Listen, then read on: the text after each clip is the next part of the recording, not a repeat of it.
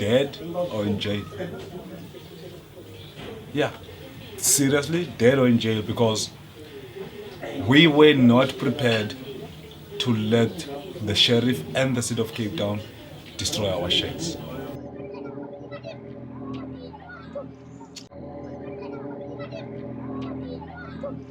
We barricaded the N2. The reason was to give pressure to the government that there's people that are residing in Slovo that you have to take into consideration the fact that those people are the indigenous people of the country that need to be respected in their own country.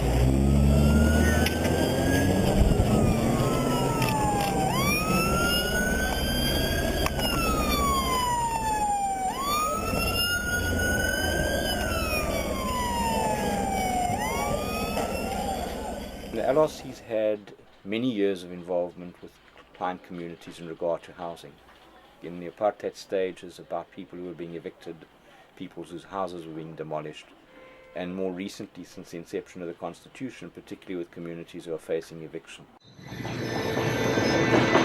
When you're desperate to find a place to stay, either way you stay, even though you know it's like a hazardous place. And there we were sitting with the crime, because it's on the railway line and there's no lights there. Criminals were actually mugging people right back and center. The train was just a meter away from where you are. There was a group of kids who got smashed by trains down there. So it was really a nightmare to live there.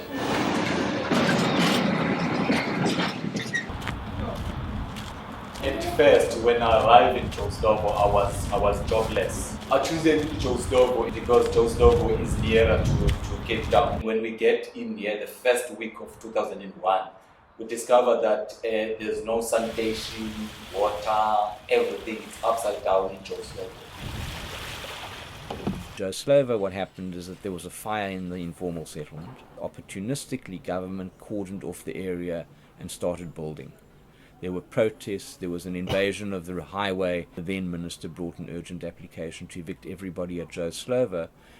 Their rationale was essentially that they wanted the area cleared so that they could build low-cost housing, and the people who were removed would only be removed temporarily and then would be allowed to move back. And a lot of those decisions and plans were done unilaterally, and the community were particularly aggrieved by the fact. Two village homes were just chasing people from Slovo to Delft, evicting them, telling them forcefully that they must go to Delft. And the government were just duplicating to what the white people were doing from District 6. And we said to them, no, this is uncalled for. We cannot be away from the city. Langa was the oldest township in Cape Town, amongst the oldest parts of areas where Africans were permitted to live under the apartheid system. Mm-hmm. And it meant that the population was quite a lot older, and it also meant, as a result of that, people who had decided that it was an appropriate place to try and settle because it was close to a school that their children could then attend, that the schools were actually not as overcrowded as some of the other areas in Cape Town. And that's the sort of issue that you can then take into court, because the Constitution requires that a court, before evicting anybody, has got to take into account all relevant circumstances. The Cape Town Met was packed. I'm talking about Adani Street. More than 3,000 people.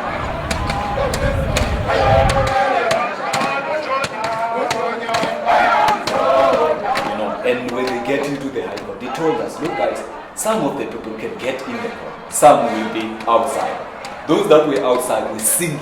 And when we get there, you can see the atmosphere. It was like, we got that hope, we had that hope and say, look, we will definitely win our bet.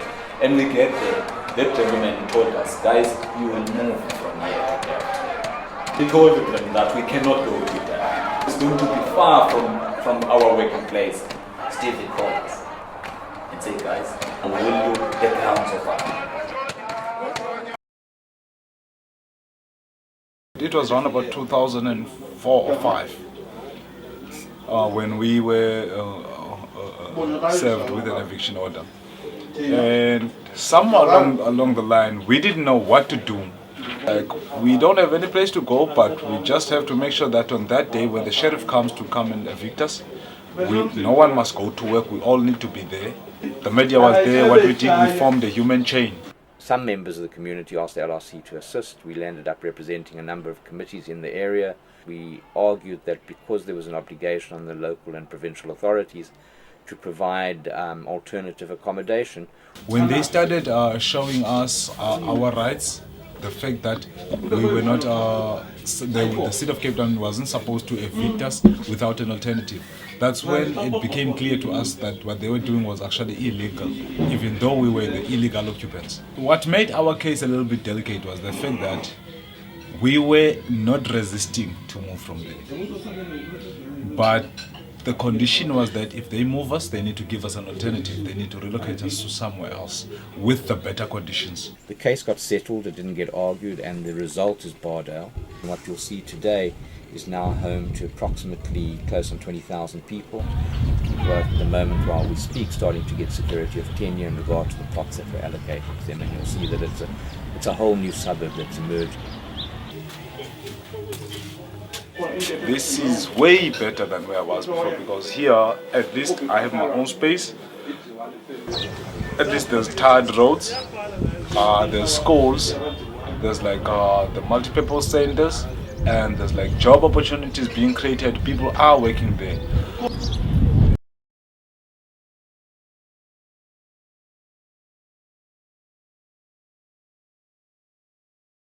A very suitable judgment from the Constitutional Court.